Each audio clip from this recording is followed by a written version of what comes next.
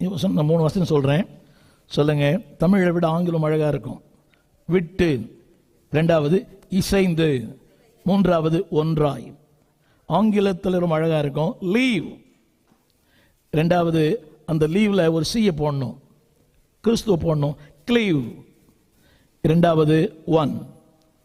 இந்த ஒரு வசனம்தான் திருமறையில் திரும்ப திரும்ப பேசப்படுகிறது. ஆதியாகமம் 2:24. இது ஒரே வசனத்தை இதைத்தான் ஆண்டவர் இயேசு மத்தேயு 4 பேசினார். இதே வார்த்தையை பவுலடியான் எபேசியர் 5ஆம் அதிகாரத்தில் பேசுகிறார். இப்படி சொன்னாங்க புரியும். Father declared, Son confirmed, Holy Spirit remains.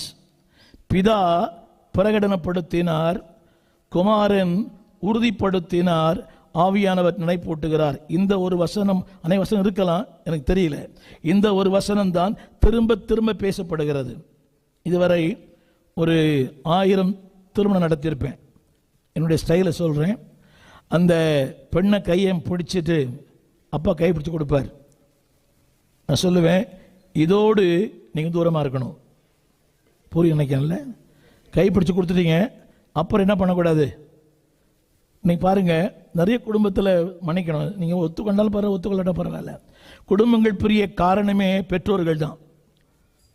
அந்த பொண்ணு கல்யாணம் பண்ணி கொடுத்துட்டீங்க, உங்கள் வீட்டுக்காரர் என்ன பண்ணுறார், நீ என்ன பண்ணுற, என்ன சமைச்ச, உப்பு போட்டியா, காரம் போட்டியா, நீங்களே பேசினா புருஷங்கிட்ட இப்போ அந்த பொண்ணு பேசும். புரியவே இல்லை இல்லை? 24 மணி நேரமும் நாங்கள் ரன்னிங் கமெண்ட்ரி மாதிரி, எங்கே போனேன், எங்கே வந்தேன். அன்பான கர்த்தர் பிள்ளைங்களெல்லாம் அந்த வாசிக்கணையே. விட்டு என்பது நிறைய பேர், இந்த பிள்ளைகளை பெற்றவர்கள் எல்லாம், எனக்கு 3 பொம்பளை பிள்ளைகள், புரியுதா உங்களுக்கு? இந்தியாவில் சொல்லுவாங்க, பெண் பிள்ளைகளை வைத்தவர்களுக்கு முதியோர் இல்லம் இல்லை. புரிந்துள்ளாமேன்னு சொல்ல வேண்டும். இந்தியாவிலே பெண் பிள்ளைகளை வைத்திருக்கிறவர்களுக்கு ஆண் பிள்ளைகளை வைத்திருக்கிற பண்ணி வைத்துக் கொள்ளுங்கள். ஆனால் இங்கே தேவையில்லை, இந்தியாவில் தேவை. No work, no money, no salary. அந்த வார்த்தைக்கு நீங்கள் விட்டு என்று சொன்னால் 2 பேருமே, you have your own idea, you have your own desire, you have your own plan. உங்களுக்கென்று சில பின்னணி இருக்கலாம். இப்போ பாருங்கள், நான் Hindu, born and brought up in Hindu family.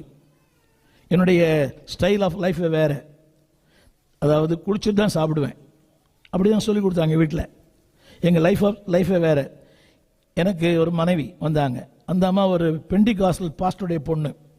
எப்படி இருக்கும்? பல் விளக்காமல் காஃபி குடிப்பாங்க. புரியுது நினைக்கல? பல் விளக்கி சாப்பிட்டா பெட் காஃபி, பல் விளக்காமல் சாப்பிட்டா பேட் காஃபி.